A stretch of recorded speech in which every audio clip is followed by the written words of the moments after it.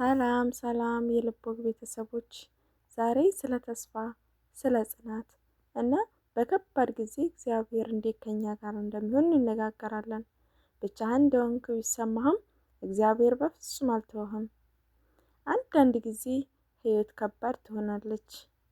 ፈተና፣ ሐዘን፣ ውድቀት ወይም ጭንቀት ውስጥ ስንገባ እግዚአብሔር የት ነው ብለን እንጠይቃለን።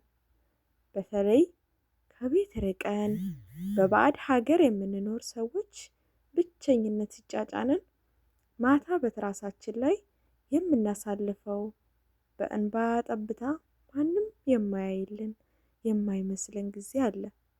ከሰው ፊት የምንስቅ ቢሆንም በውስጣችን ግን የሚሰማንን ስብራት የሚያውቅልን የምናጣበት ጊዜ አለ።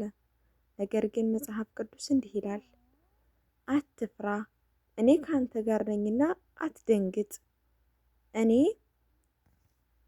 እኔ አምላክህ ነኝና አበረታሃለሁ፣ እረዳህማለሁ፣ በጽድቄ ቀኝ እደግፍሃለሁ። ኢሳይያስ ምዕራፍ 41 ከቁጥር 10። ይህ ቃል ዛሬም ለአንተ ነው፣ ዛሬም ለአንቺ ነው። እግዚአብሔር ጸጥ ብሎ ቢታይም እየሰራ ነው። በጨለማው ምዕራፍ የህይወት ማብቂያ ሳይሆን ወደ ብርሃን ለመሻገር የምታልፍበት ድልድይ ነው። እርሱ በዝምታ ውስጥ አብሮህ አለ፣ በመከራ ውስጥም በዋሻህ ነው። በብቸኝነትህ በጊዜ ምርኩዝህ ነው። ምናልባት ሰዎች ተውህ ይሆናል፣ ምናልባት ያሰብከው አልተሳካም፣ ግን እግዚአብሔር አንተን በፍጹም አይረሳም። ፈተናውም የቱንም ያህል ቢበረታ እግዚአብሔር ጸጋ ካንተ ጋር ነው፣ ከኛ ጋር ነው።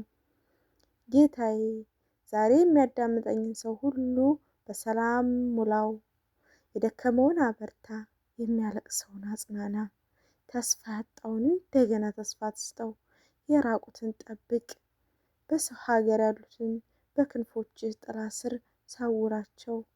አሜን። ይህ ቪዲዮ ከተባረካችሁበት ላይክ አድርጉ፣ ለሌሎችም እንዲደርስ ሼር አድርጉና የልቦግን ሰብስክራይብ በማድረግ ተቀላቀሉ። እስካሁን የቆየሁት አብሬያችሁ በደስታ ነበር።